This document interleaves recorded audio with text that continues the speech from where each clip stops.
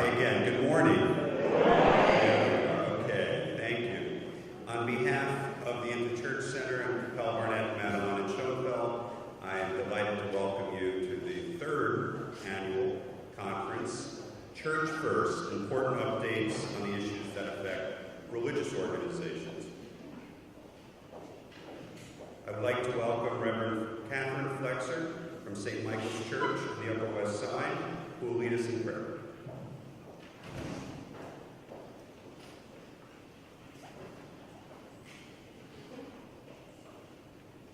Good morning. I invite you to stand as you are able as we begin together in prayer. Let us pray. Holy One, thank you for this day, for bringing us together here. Bless this time that we have here and the work that we will do. We thank you for the good gifts you have given us. You bless us with faith and hope in times of darkness and uncertainty. You grace us with love and compassion in times of hatred and fear. This world needs your light, O God, and needs us to be people of that light. Help us. We thank you for the places and people we care for, centered in you.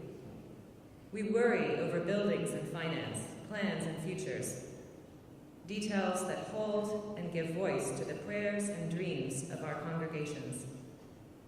These buildings and finances and dreams and prayers are yours, O God. Guide us as we seek to steward these gifts you have given us. We thank you for those who will speak to us today, for their wisdom and insight, for those who did the work of organizing this event, and for those who will feed us and care for our needs today. Help each of us here that we may show your light to one another in this time.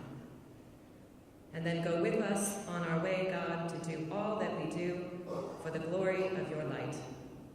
All these things we pray to you. Amen. Amen.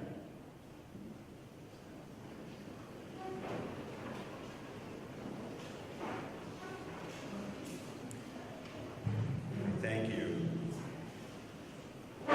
Church First. As some of you have been here over the last few years, you probably noticed a subtle change in the title of this program. And as I reflected back over the last 2 years and the program that we've had here, I thought that I wasn't following my own advice, which is when I walk into a church who's called me, and generally it's about a development project or a construction project, and they usually say, well, you know, we're interested in doing affordable housing, we're interested in doing housing, or we want to build a new sanctuary or a new fellowship hall. The first thing I always ask is, whoa, stop. What is the mission plan here? And they all look at me and say, well, what do you mean, what's the mission plan? I said, when was the last time you reflected about why we're here? Before we start building anything, let's understand and have the plan for today and for the next 20 years and 30 years and 40 years about how we will continue to serve our communities. And many are embarrassed to say that they haven't walked out of their church and spoken to enough neighbors to find out what the community actually needs. So when I looked at our prior keynote speakers, who were all wonderful, political, I said, where do we need to focus on church first? And so today, the first half of our lectures this morning are about how do we redefine mission and ministry today and for the future. And I can't help but still be a bit glowing from last night's event at the 500th anniversary of the Reformation at St. John the Divine, and think that now is the time, today is the time for us to look to the future and to rethink what mission is and what it should be. And so who better to do that than Reverend Dr. James Forbes. So I'd like to ask Paula Mayo from the Interchurch Center, our partner, to please introduce Reverend Forbes.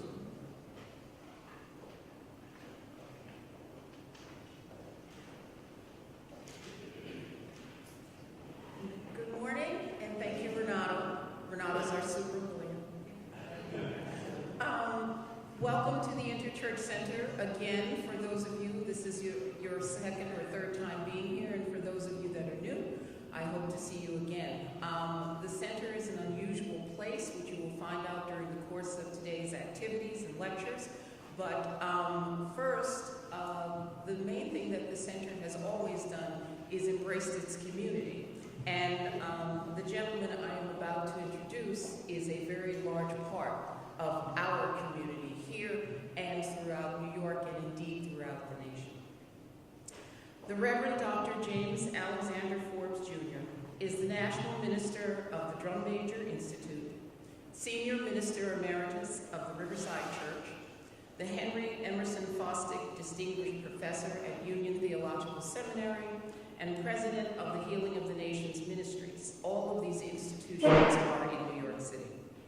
Additionally, Dr. Forbes is a highly acclaimed author, scholar, and nationally sought-after speaker, affectionately referred to in national and international religious circles as the preacher's preacher, because of his extensive preaching, career, and his charismatic style.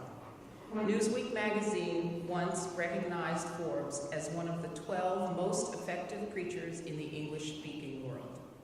As a passionate educator, administrator, community and human rights activist, and interfaith leader, Dr. Forbes was twice designated as one of America's greatest Black preachers by Ebony magazine.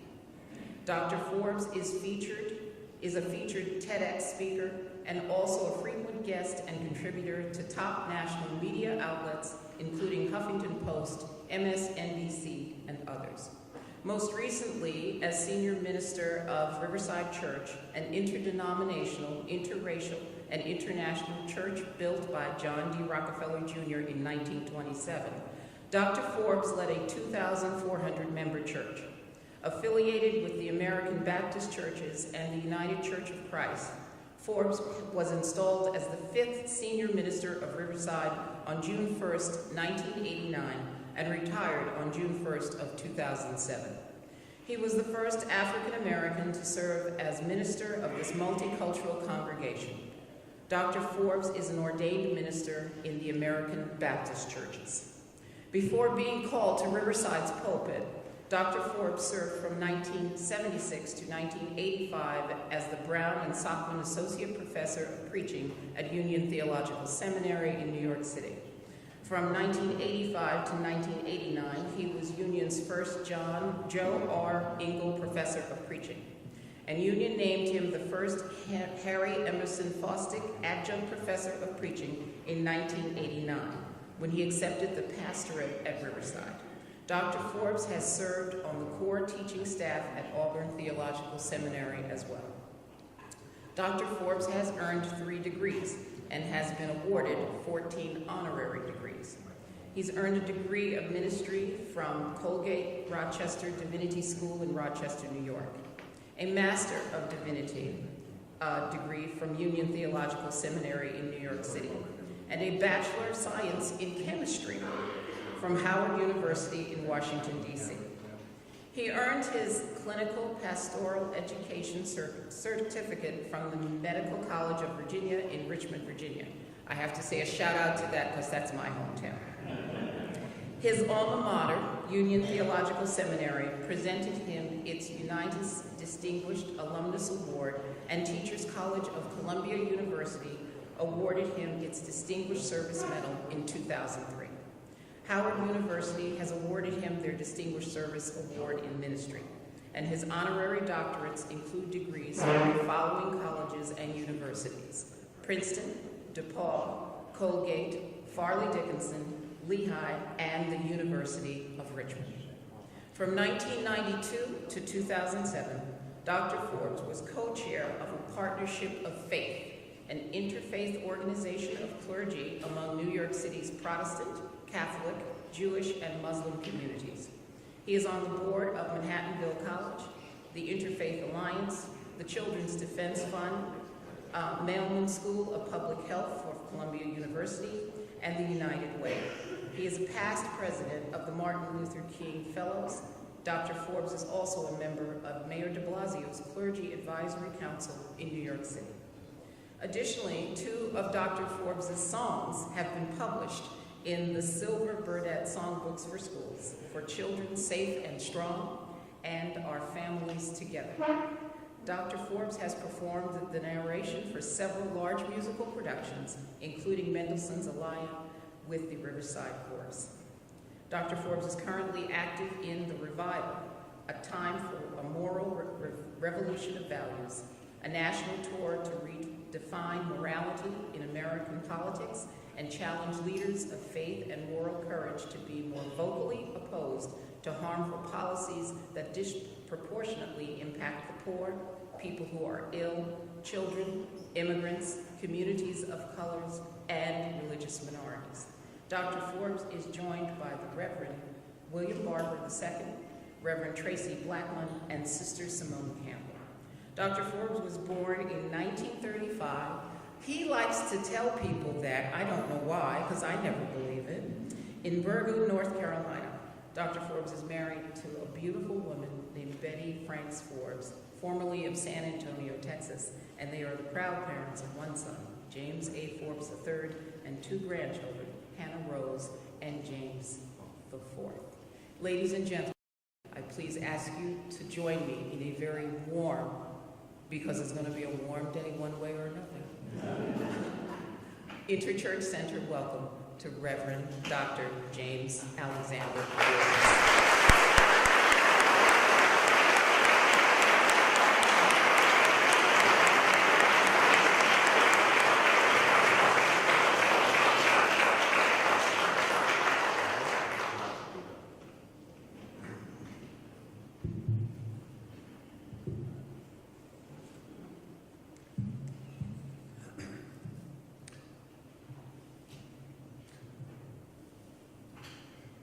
Lord have mercy, Lord have mercy, Lord have mercy, mercy on us.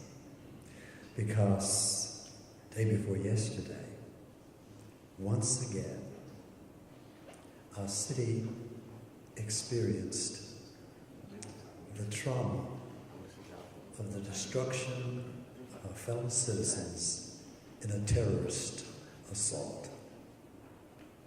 And one thing about trauma,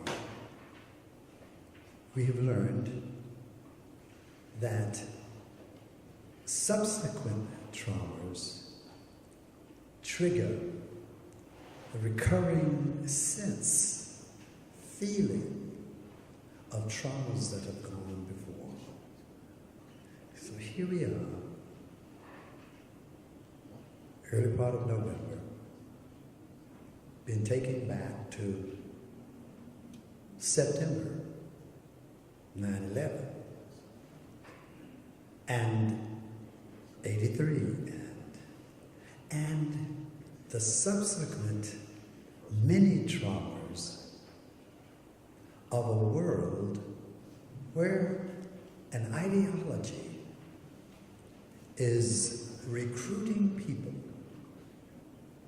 with the intent to find their fulfillment in service of the great God through the destruction of the lives of God's children.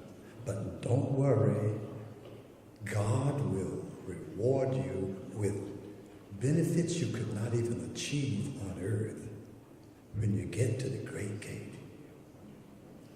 And the recruitment is largely through videos now around the world and propagandistic instruments that are finding people, usually who have particular kinds of vulnerability, either personal or whose social, economic, and political circumstances are certainly less than ideal. People who have an axe to grind, people who feel nobody, they've never really achieved the distinction they thought was their destiny for life. they become vulnerable to the recruitment for the destructive behavior we have experienced over and over again. Mr. Matos, may I thank you for giving me an opportunity in a time like that to come here and to talk to religious leaders with an assignment to help remind them of what our larger work is, so that we will have a renewal of the raison d'etre for all of the activities in our rather diverse ecclesiastical institutions. So, brothers and sisters, I've just introduced why I am here.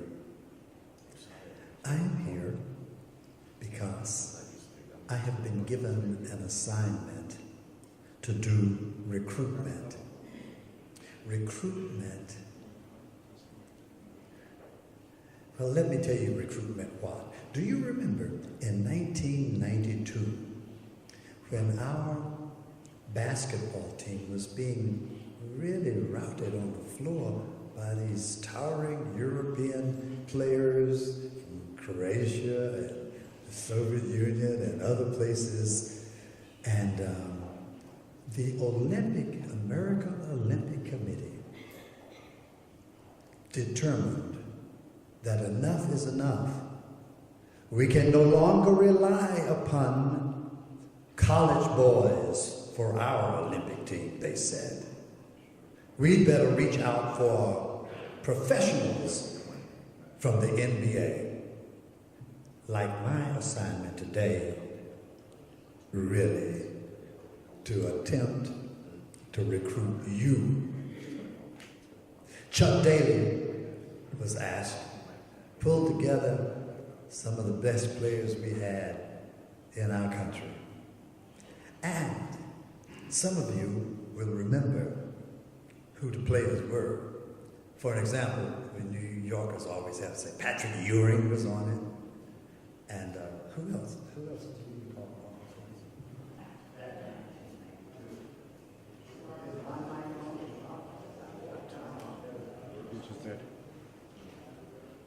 Who else? Scottie Pippen, Charles Barkley, and that tall white boy from Boston, Larry Bird, Baker, all of these wonderful players. They had 12 of them, had been recruited. They became so good that they, in the Olympics of '82 in Barcelona, managed to defeat all 8 of their opponents, and the average score by which they defeated them was 44 goals. As you will therefore recall, they called them what? Well, I'm here to say, given the situation we face, we have to wonder whether the great God Almighty is as responsive and resourceful as the American Olympic Committee. I think so. In fact, while we sit around and lament the awful conditions, including the traumatic aspects of the life in the nation since the last election, since Tuesday is the next day, elected day, not the national president, but we lament all that. What do you think God is doing? We sit around sucking air through our teeth, talking about how awful it is that they're doing in Washington, what an awful Congress we've got. There are some challenges in our national leadership. The economy is not proving to bring equality, but expanded inequality. The climate is screaming, I can't breathe, and hurricanes coming with such intensity. What do you think? What think the great God Almighty is doing? One lady told me, well, things get so bad, it feels like these be the last days. But let me tell you what happens according to God when it gets this bad. The Lord says, in the last days, I will pour out my spirit upon all flesh. My sons and daughters will prophesy. They will be old men dreaming dreams and young men having visions. There will be a light. And the way I read that text, what God was saying, when it gets this bad, I don't just rely on any of those things. I have to find myself a. And that's why I want to talk to you today. I want to talk to you today about drinking. I want to try to invite you to make a fresh commitment. Since basically, what is the name of the organization that has convened you? In the church center in Compatible Net, have been asked to gather some candidates for the dream team. They are people who have distinguished themselves in their own institutions, their own denominations, their own branch of faith. They are people who come from diverse communions and diverse styles and diverse locations, representing the diversity in regards to ethnicity as well as ideology. And you are here. So once again, I'm not going to waste any time. I better get down to talking to you about Dream Team. And by the way, I don't intend to do more than to prepare you for what the rest of the day is. Because if you become convinced that you are called upon to be a member of the Dream Team, then it's clear you and I will need all the wisdom, the insight, strategic, and tactical expertise to help us to know how to be efficient in fulfilling the mission to which we have been freshly now recruited. Which means that usually after the rah-rah-rah of the opening speaker, people decide that they will make their exit from the day, but not now. Dream Team. I need every insight I can get in order that I may be an efficient member of the Dream Team. Let me begin, first of all, saying, I'm talking about Dream Team. Someone may inquire, sir, what's the dream? Usually when I'm in this chapel, I'm talking about Dr. King's dream, since I usually come on the King's birthday weekend to speak to the people of the other church center. I'm talking, Paul, I'm not doing King's dream today. I'm doing God's dream. That's the one. But by the way, the significance of King's dream is it was derivative of the dream of God. Bishop Tutu wrote a little book, said, God has a dream too. What is God's dream? For you recruitees, I'm sorry, I did not have time. And I won't make this mistake much longer. Really, I spend so much of my time preaching. I'm a word man. I teach preaching, teach word smith how